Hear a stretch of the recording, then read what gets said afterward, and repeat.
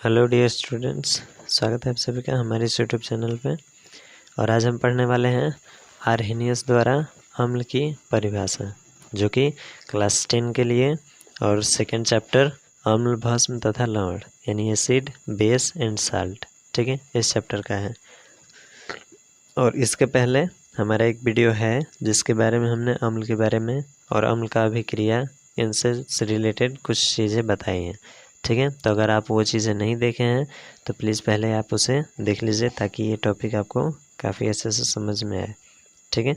तो चलिए बिना देरी के शुरू करते हैं आज के इस वीडियो और इस टॉपिक को। जैसे हमने अम्ल के बारे में पहले दो बातें पढ़ी, ठीक है। सबसे पहला बात ये था कि जो अम्ल है वो स्वाद में खट्टा होता है, ठीक है। यानी अम्ल को अगर हम टेस्ट करें तो वो हमें खट्टा लगेगा, ठीक है, पहला था। और जो दूसरा है वो ये है कि अम्ल की अभिक्रिया किसी धातु से कराएं तो वहाँ से हाइड्रोजन गैस मुक्त होता है, ठीक है। तो पहला था स्वाद में खट्टा और दूसरा है धातु से अभिक्रिया करके हाइड्रोजन गैस मुक्त करेगा, कौन? अम्ल, ठीक है। अब देखिए आर्हेनियस ने इसकी क्या परिभाषा दी है। जैसे देखिए सभी अम्ल जल में घुलकर H+ आयन प्रदान करते हैं। H+ मतलब हाइड्रोजन प्लस, ठीक है, आयन होता है, ये धन आयन होता है। यानी देखिए अगर अम्ल को हम जल में घोलें तो वहाँ से हाइड्रोजन आयन हमें प्राप्त होगा, ठीक है। इस गुण के आधार पर आर्हेनियस ने अम्ल की परिभाषा दी जिनके अनुसार है, ठीक है। यानी उन्होंने क्या परिभाषा दिया, तो अम्ल वह पदार्थ है जो जल में घुलकर हाइड्रोजन आयन देता है। यानी यहाँ से हमें इसका तीसरा प्रॉपर्टी पता चला, ठीक है। पहला था स्वाद में खट्टा, दूसरा है अभिक्रिया धातु से अभिक्रिया करके हाइड्रोजन गैस देगा। और यहाँ ये है कि जल में जब उसको घोला जाएगा तो वहाँ से हाइड्रोजन आयन, ठीक है, यानी H+ देगा, ठीक है। जैसे देखिए HCl जिसे हाइड्रोक्लोरिक अम्ल बोलते हैं, H2SO4 जो सल्फ्यूरिक अम्ल होता है, उसी तरह HNO3 है, HCH3COOH है, ठीक है, आदि अम्ल है क्योंकि जल में घुलकर ये हाइड्रोजन आयन यानी H+ प्रदान करते हैं। यानी कोई भी यौगिक हो जब उसे जल में घोला जाएगा तो वहाँ से अगर हाइड्रोजन आयन मिलेगा यानी H+, ठीक है, तो क्या कहलाएगा? अम्ल कहलाएगा, ठीक है। देखिए यहाँ है HCl, इसको घोला गया है H2O यानी जल में, तो H+ और प्लस में Cl-, यानी इसमें हाइड्रोजन आयन में अलग हो गया है और क्लोरीन भी अलग हो गया है। उसी तरह इसमें भी H+ मिला है, इसमें भी H+, सारे में H+ आप देख सकते हैं मिला हुआ है, ठीक है। इसलिए इन्हें क्या कहा जाएगा? अम्ल कहा जाएगा, ठीक है। अब देखिए याद रहे जलीय विलयन में H+ आयन स्वतंत्र रूप से विद्यमान नहीं होते, बल्कि H+ आयन जल H2O के अणु से जुड़कर H3O+ हाइड्रोनियम आयन बनाते हैं, ठीक है। यानी जो H+ हमें मिलेगा वो स्वतंत्र रूप से नहीं मिलेगा, वो हाइड्रोजन H2O में जाके मिल जाएगा, जिसके बाद बनेगा H3O+, ठीक है, जिसे कहा जाएगा हाइड्रोनियम आयन। यानी H+ और प्लस में होगा H2O तो बनेगा H3O+। आप यहाँ देख सकते हैं ये है H+ और यहाँ ऑक्सीजन जो है इसके कण का यहाँ पे संरचना बनाया गया है, ठीक है। तो ये बना है क्या चीज़? H3O+, ठीक है, हाइड्रोनियम आयन। अब देखिए और इसमें जो ये डॉट डॉट दिया है ये इसका संरचना बनाया जाता है जिसको बिंदु संरचना बोला जाता है, ठीक है। इसके बारे में हमें अगले पाठ में पढ़ना है। यहाँ बस आप इतना देख लीजिए कि ये यहाँ 2 हाइड्रोजन से जुड़ा हुआ है, लेकिन एक हाइड्रोजन और आ करके यहाँ इससे जुड़ गया है, ठीक है। अब देखिए अगला है आर्हेनियस द्वारा भस्म की परिभाषा। यह था अम्ल का, अब है भस्म की परिभाषा। तो इसमें है भस्म वह पदार्थ है जो जल में घुलकर हाइड्रोक्साइड आयन यानी OH- देता है, ठीक है। इसके पहले देखिए हम भस्म के बारे में 2 चीज़ें पढ़े थे। सबसे पहला ये था कि अम्ल जो होता है वो स्वाद में कड़वा होता है, ठीक है। और दूसरा था कि जब भस्म को अम्ल के साथ मिलाया जाएगा यानी भस्म अम्ल की अभिक्रिया कराई जाएगी तो वहाँ से एक उदासीन लवण प्राप्त होगा, ठीक है। लेकिन यहाँ पर ये बताया जा रहा है कि भस्म वह पदार्थ है जो जल में घुलकर हाइड्रोक्साइड आयन यानी OH- देता है। यहाँ हमें मिला था H+ और यहाँ मिल रहा है OH-, ठीक है। यानी कि जब हम किसी यौगिक को जल में घोलेंगे और वहाँ से अगर हमें H+ मिलेगा तो वो क्या होगा, अम्ल होगा। लेकिन अगर हमें OH- मिले तो वो भस्म होगा।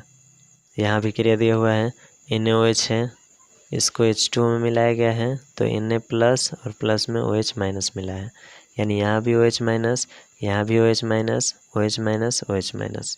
ठीक है। तो जिस यौगिक को जल में घुलाने पर OH- प्राप्त हो वो यौगिक क्या होगा, भस्म होगा। ठीक है। ये आर्हेनियस द्वारा बताया गया है। अम्ल में हमें H+ मिला था और भस्म में OH- मिल रहा है। ठीक है। अब देखिए इसमें आगे है, जल में विलेय भस्म को क्षार कहते हैं, यानी वैसा भस्म जो पानी में घुल जाए। ठीक है, वो क्या कहलाएगा, क्षार। ठीक है। अब है अगला टॉपिक, उदासीनीकरण। ठीक है। तो इसमें देखिए इसमें क्या होगा, इसमें होगा ये कि एक अम्ल दूसरे भस्म के साथ अभिक्रिया करेगा। ठीक है। और उसके फलस्वरूप लवण बनेगा और जल बनेगा। ठीक है। जैसे देखिए ये है NaOH, यानी इसमें देखिए इसमें मिला है यहाँ OH, मतलब ये भस्म है। यानी इसको जब हम जल में घोलेंगे तो इसमें से OH मिलेगा, इसलिए ये भस्म होगा। ठीक है। और यहाँ HCl है, यानी हाइड्रोक्लोरिक अम्ल। ठीक है। यहाँ हाइड्रोजन है, H है, यानी कि इसको जब हम जल में घोलेंगे तो हमें H+ मिलेगा, इसलिए ये क्या है, अम्ल है। ठीक है। जैसा कि हमने अभी ऊपर के परिभाषा में पढ़ा है। तो देखिए अगर हम इन दोनों को मिलाएं तो बनेगा NaCl, यानी ना इसमें H है और ना ही OH है, इसलिए यह क्या है, ना अम्ल होगा ना भस्म होगा। ठीक है, उदासीन हो जाएगा। और प्लस में क्या होगा, H2O। तो जो ये NaCl है ये लवण होगा और H2O जो होगा ये जल होगा। ठीक है। जैसे यहाँ दिया है लवण तथा जल बनता है, तो ये लवण है और ये जल है। ठीक है। देखिए जैसे यहाँ Na+ और प्लस में है OH-, तो इसका संरचना दिया है। फिर H+ और प्लस में Cl- यानी ये, और सब मिल करके क्या बनेगा, NaCl + H2O। ठीक है। यानी इन दोनों को अलग अलग करके यहाँ लिखा है और इन दोनों को अलग करके यहाँ, और मिल करके बनेगा NaCl और प्लस में H2O। ठीक है। यानी ये जो होगा ये उदासीन हो जाएगा, NaCl उदासीन होगा और जल होगा। ठीक है। तो ये प्रक्रिया होती है उदासीनीकरण। ठीक है। में दिया है जैसे धन आवेशित Na+, ठीक है, आयन अम्ल के ऋण आवेशित Cl- आयन से जुड़कर लवण NaCl बनाता है। ठीक है। तथा H+ और OH- आयन जुड़कर H2O बनाते हैं। चूँकि विलयन में H+ तथा OH- आयन नहीं पाए जाते हैं, अतः विलयन न अम्लीय होता है और न क्षारीय, बल्कि उदासीन होता है। ठीक है। यानी कि जब हम इस प्लस और माइनस को मिला देंगे आपस में तो ये भी उदासीन हो जाएगा, और इस H+ और OH- को मिला देंगे तो ये भी उदासीन हो जाएगा। यानी किसी में भी हमें H+ और OH- नहीं मिलने वाला है। ठीक है। जिसके वजह से वो क्या होगा, न तो अम्लीय होगा और न ही क्षारीय। ठीक है, बल्कि उदासीन होता है। तो ऐसी अभिक्रिया को उदासीनीकरण अभिक्रिया कहते हैं। ठीक है। तो उदासीनीकरण को याद रखिएगा, 10th क्लास के लिए इम्पोर्टेंट है। ठीक है। अब देखिए अब अगला है अम्ल स्वाद में खट्टे होते हैं, जिसके बारे में हम सबसे पहले पढ़े भी थे। ठीक है। तो इसके बारे में देखिए क्या दिया है, यहाँ है सिट्रस फल। ठीक है। जैसे है नींबू, संतरा, कच्चे अंगूर, यानी जो भी खट्टा फल होगा, ठीक है, में सिट्रिक अम्ल विद्यमान होता है। यानी नींबू, संतरा, कच्चा अंगूर, इन सब में कौन सा अम्ल होता है, सिट्रिक अम्ल। ये क्वेश्चन ऑब्जेक्टिव में मिल सकता है। ठीक है। जैसे पूछता है नींबू या फिर संतरा में कौन सा अम्ल पाया जाता है, तो कौन सा होगा, सिट्रिक अम्ल। ठीक है। तो देखिए जिसका स्वाद कैसा होता है, खट्टा होता है। ठीक है। फिर है सिरका, ये 6 से 8% एसिटिक अम्ल, ठीक है, भी स्वाद में खट्टा होता है। यानी जो सिरका होता है, सिरका, इसमें 6 से 8% एसिटिक अम्ल पाया जाता है। ठीक है, इसलिए अभी स्वाद में कैसा होता है, खट्टा होता है। फिर है सिरका अचार बनाने में रक्षक के रूप में उपयोग किया जाता है। यानी सिरका जो होता है उसको अचार में डाल दिया जाता है तो वो अचार को जल्दी ख़राब नहीं होने देता है। ठीक है। और भस्म स्वाद में कड़वा होता है। ठीक है। कुछ प्राकृतिक पदार्थों में पाए जाने वाले निम्न अम्ल निम्न सारणी में दिए गए हैं। ठीक है। यानी यहाँ कुछ अम्ल के बारे में दिया गया है। ठीक है। तो कौन कौन से अम्ल है, देखिए कुछ पदार्थ है और अम्ल है। देखिए इसमें सबसे पहला है संतरा व नींबू का रस। तो ये चार्ट आपको याद रखना है। ठीक है, इसमें से क्वेश्चन पूछ सकता है। इसके लिए देखिए यहाँ संतरा व नींबू का रस है तो इसमें सिट्रिक अम्ल है, सेब है इसके लिए मैलिक अम्ल है, इमली है इसमें टार्टरिक अम्ल है, सिरका में एसिटिक अम्ल, दही में लैक्टिक अम्ल, टमाटर में ऑक्जेलिक अम्ल, अम्ल पत्ती में हाइड्रोक्लोरिक अम्ल, चाय में टैनिक अम्ल, विटामिन सी में एस्कॉर्बिक अम्ल, चींटी में फार्मिक अम्ल। ठीक है, ये सारे अम्ल होते हैं जो कि इन सारे पदार्थों में पाए जाते हैं। ठीक है, और एक क्वेश्चन आता है चींटी का जो डंक मारती है तो उसमें फॉर्मिक अम्ल होता है चींटी के डंक में। ठीक है, और यही हमारे शरीर में जाता है जिसके वजह से हमें हल्का सा जलन होता है। ठीक है, तो ये था स्वाद में खट्टा होता है अम्ल। ठीक है, और किस पदार्थ में कौन सा अम्ल पाया जाएगा। अब इसके बाद है विषैले तथा तीव्र नाशक संक्षारक यानी अम्ल। ठीक है, तो इसमें देखिए कौन से हैं। कुछ अम्ल विषैले होते हैं, जैसे में है कार्बोलिक अम्ल जिसे हम फिनॉल बोलते हैं। ठीक है, ये विषैला होता है जो कि कीटाणुओं को मारने के लिए हमारे घर में उपयोग भी किया जाता है। ठीक है, कुछ अम्ल संक्षारक व हानिकारक होते हैं, जैसे है सल्फ्यूरिक अम्ल जिसका उपयोग मोटर गाड़ी के बैटरी में बैटरी अम्ल के रूप में किया जाता है। ठीक है, यानी बैटरी अम्ल किसे कहा जाएगा, सल्फ्यूरिक अम्ल को। ठीक है, और इसका उपयोग मोटर गाड़ी के बैटरी में किया जाता है।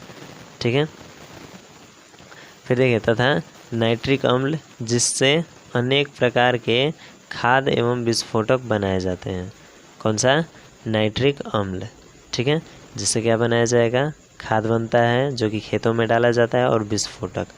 ठीक है, अब देखिए हमारे पेट में हाइड्रोक्लोरिक अम्ल का स्राव होते रहता है, यानी जो हमारा पेट है उसमें किसका स्राव होता है, हाइड्रोक्लोरिक अम्ल यानी जिसको हम HCl बोलते हैं उसका। ठीक है, जो हमारे भोजन को पचाने में सहायक होता है और वो क्या करता है, तो हमारे भोजन को पचाता है। लेकिन पेट में उत्पन्न होने वाले हाइड्रोक्लोरिक अम्ल की मात्रा सामान्य से अधिक होने पर पेट में अम्लीयता या गैस की शिकायत होती है। यानी अगर हमारे पेट में हाइड्रोक्लोरिक अम्ल की मात्रा ज़्यादा हो जाए तो हमारे पेट में अम्लीयता बढ़ जाएगी। ठीक है, या फिर पेट में गैस बनने लगता है। ठीक है, तो इसके उपचार हेतु प्रायः एंटासिड का उपयोग किया जाता है। ठीक है, एंटासिड जो कि क्षारीय होता है, देखिए दिया भी है एंटासिड मूलतः क्षारीय होते हैं। ठीक है, यानी जब हमारे पेट में अम्ल बढ़ जाएगा तो हम क्षार का उपयोग करेंगे। ठीक है, जिसके कारण अम्ल क्षार मिल करके उदासीन हो जाते हैं। ठीक है, जैसे देखिए सोडियम बाइकार्बोनेट, मैग्नीशियम हाइड्रोक्साइड का विलयन आदि। ठीक है, यानी हम सोडियम बाइकार्बोनेट का विलयन ले सकते हैं या फिर मैग्नीशियम हाइड्रोक्साइड का। देखिए घर में अगर नींबू, सिरका तथा खाने का सोडा हो तो पेट की अम्लीयता को कम करने के लिए खाने के सोडा का विलयन ही असरदार होगा। यानी अगर हमारे पास खाने का सोडा है तो उसका विलयन बना करके हम ले सकते हैं तो अम्लीयता दूर हो सकती है। ठीक है, फिर देखिए सोडियम बाइकार्बोनेट हानिकारक नहीं होता परंतु अन्य भस्म जैसे चूना जल तथा BaOH विषैले तथा हानिकारक होते हैं। यानी अगर हमारे पास चूना जल हो या फिर तो ये दोनों क्या होते हैं, हमारे लिए विषैले होते हैं। भस्म NaOH KOH यानी ये है सोडियम हाइड्रोक्साइड और ये पोटेशियम हाइड्रोक्साइड, ये तीव्र नाशक होते हैं तथा चमड़ी को जला देते हैं। यानी कि ये दोनों जो भस्म है ये हमारे चमड़े को जला भी सकते हैं, तो इसका उपयोग करना हमारे लिए बहुत ज़्यादा खतरनाक हो सकता है। ठीक है, फिर देखिए टूथपेस्ट भस्म होता है जो हमारे मुंह में उपस्थित अम्ल को उदासीन करने में सक्षम होता है तथा दांत की रक्षा करता है। यानी जो हम टूथपेस्ट का उपयोग करते हैं दांत को साफ करने के लिए वो भस्म होता है। ठीक है, जो कि ब्रश करते समय हमारे मुंह में के अम्लीयता को नष्ट करता है। ठीक है, फिर देखिए वेनस का वातावरण हल्के पीले सल्फ्यूरिक अम्ल के बादलों से घिरा होता है। ठीक है, वेनस होता है जो कि हमारा एक ग्रह है, इसका जो वातावरण है वो हल्का पीला सल्फ्यूरिक अम्ल का बादल से घिरा हुआ रहता है। अतः वेनस पर जीवन संभव नहीं हो सकता। यानी वहाँ पर कि सबसे ज़्यादा यानी कि अम्ल वहाँ पर बहुत अधिक मात्रा में पाया जाता है, जिसके कारण वहाँ जीवन का संभावना हो ही नहीं सकता। ठीक है, तो ये था दूसरा विषैला और तीव्रनाशक अम्ल। अब 3 नंबर जो है इसमें है अम्ल तथा भस्म द्वारा रंजक के रंग में परिवर्तन। ठीक है, या इसको सूचक कहा जाएगा। यानी अब इसके द्वारा हम ये टेस्ट करके बता सकते हैं, यानी कुछ जांच करेंगे फिर हमें पता चलेगा कि कौन सा अम्ल है और कौन सा भस्म है। ठीक है, तो देखिए इसके बारे में दिया है, अम्ल तथा भस्म कुछ रंजकों के रंग में परिवर्तन करने में सक्षम होते हैं, यानी इनमें रंग को बदलने की कुछ क्षमता पाई जाती है। इनमें से एक रासायनिक सूचक लिटमस है, जिसे थैलोफाइटा वर्ग के लाइकेन पौधे से निकाला गया गुलाबी रंग का उदासीन आर्क होता है। ठीक है, यानी इसमें यह कहा जा रहा है कि इसमें एक रासायनिक सूचक जो है वो लिटमस होता है। ठीक है, जिसको हम लाइकेन पौधे से निकालते हैं। ठीक है, तो देखिए लिटमस अम्लीय विलयन में लाल रंग देता है तथा क्षारीय विलयन में नीला रंग देता है। ठीक है, यानी अगर हम लिटमस को अम्लीय विलयन में डालें तो उसका रंग लाल हो जाएगा, और अगर क्षारीय विलयन में हम लिटमस को डालें तो वो नीला रंग का हो जाता है। ठीक है, फिर फिल्टर पेपर के टुकड़े को लिटमस के अम्लीय तथा क्षारीय विलयन में डालकर सुखा लिया जाता है, जिससे नीला लिटमस पत्र तथा लाल लिटमस पत्र प्राप्त होता है। यानी हम लाइकेन से पहले लिटमस को निकालेंगे, फिर उसका हम एक विलयन तैयार करेंगे और उस विलयन में हम डालेंगे एक फिल्टर पेपर, जिसके बाद हमें मिल जाएगा एक नीला लिटमस पत्र और एक लाल लिटमस पत्र। ठीक है, तो किसी विलयन में यदि नीला लिटमस पत्र लाल हो जाता है तो विलयन अम्लीय कहलाता है। यानी कि मान लीजिए हमारे पास अगर एक नीला लिटमस पत्र ठीक है हो, ठीक है, यानी कि जो लिटमस पत्र है वो नीला कलर का है, और जिस विलयन में अगर हम किसी विलयन में इस लिटमस पत्र को डाल रहे हैं तो उसका रंग लाल हो जाता है। ठीक है, तो इसका मतलब ये हुआ कि वह विलयन जो है वो अम्लीय होगा। ठीक है, यानी नीला लिटमस पत्र अगर लाल हो जाता है तो विलयन अम्लीय होगा। ठीक है, और यदि लाल लिटमस पत्र नीला हो जाता है तो विलयन क्षारीय कहलाता है। यानी अगर हमारे पास लाल लिटमस पत्र हो और वो नीला हो जाता है तो वो क्षारीय। ठीक है, तो इस चीज़ को याद रखिएगा, यानी नीला लिटमस पत्र लाल बन जाएगा तो वो अम्लीय होगा, और लाल लिटमस पत्र नीला बन जाएगा तो वो क्षारीय होगा। ठीक है, अब देखिए फूलों तथा सब्जियों के रंग अम्ल द्वारा प्रभावित होते हैं। नर्सरी में पिटूनिया फूलों के रंग में परिवर्तन आपने देखा होगा। पहली वर्षा में उपस्थित अम्ल यानी अम्ल वर्षा से इन फूलों की पंखुड़ियों का रंग गाढ़ा गुलाबी हो जाता है। यानी एक फूल है पिटूनिया, जिसके ऊपर अगर अम्ल वर्षा पड़ता है तो इसका रंग गाढ़ा गुलाबी का हो जाता है। ठीक है, फिर देखिए अम्ल प्राकृतिक पदार्थ जैसे लाल गोभी का पत्ता, हल्दी, कुछ फूलों के पत्ते, ठीक है, जैसे पिटूनिया है या जेरेनियम है आदि के विलयन भी अम्ल तथा क्षार की उपस्थिति को दर्शाने में सक्षम होता है। यानी कि अगर हमारे पास लिटमस पत्र नहीं मिल पा रहा है तो हम अगर इस लाल गोभी का पत्ता ले लें, हल्दी ले लें, ठीक है, या फिर फूल के पत्ते, ठीक है, तो इससे भी हम ये जांच करके पता कर सकते हैं कौन अम्ल है और कौन भस्म है। ठीक है, अब आगे देखें, फिर इसमें है इन्हें भी अम्ल भस्म सूचक के रूप में व्यवहार किया जा सकता है। यानी कि ऐसा क्वेश्चन पूछता है कि लिटमस पत्र के अलावा कौन से ऐसी चीज़ें हैं जिसके द्वारा हम अम्लीयता और क्षारीयता की पता कर सकते हैं, तो उसके लिए या फिर सूचक। ठीक है, तो सूचक में वो आ जाता है लाल गोभी का पत्ता, हल्दी, ठीक है, या फूल के पत्ते। ठीक है, ये सारी चीज़ हो सकते हैं। फिर देखिए, किंतु लिटमस को छोड़कर इन सबों का उपयोग प्रयोगशाला में नहीं हो पाता। ठीक है, यानी हम इसका प्रयोग प्रयोगशाला में नहीं कर सकते। क्यों? तो क्योंकि ये पदार्थ हवा में उपस्थित ऑक्सीजन से धीरे धीरे नष्ट हो जाते हैं। यानी कि ऑक्सीजन के वजह से ये पदार्थ धीरे धीरे खराब होने लगते हैं। ठीक है, फिर वैसे रंजक जिनका अम्ल तथा भस्म द्वारा रंग परिवर्तन होता है उन्हें सूचक कहा जाता है। ठीक है ना, यानी वैसा रंजक जिसका रंग परिवर्तन हो जाए अम्ल या भस्म को मिलाने से, उसे क्या कहा जाएगा? सूचक कहा जाएगा। ठीक है, फिर देखिए सूचक का उपयोग मुख्य रूप से यानी कहाँ कहाँ किया जाए? उदासीनीकरण अभिक्रिया के समापन को दर्शाने के लिए किया जाता है।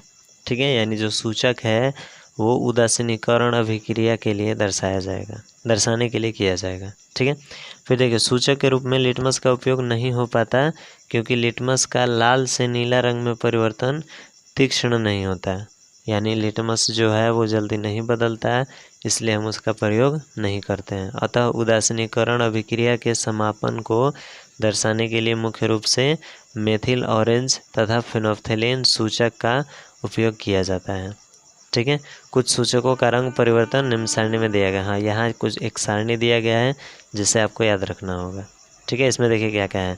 रंग परिवर्तन है, अम्लीय है तो किस रंग में बदलेगा, क्षारीय है तो किस रंग में बदलेगा, और यहाँ सूचक दिया है। जो सबसे पहला लिटमस है, यानी लिटमस में जब हम अम्लीय पदार्थ डालेंगे तो वो लाल हो जाएगा।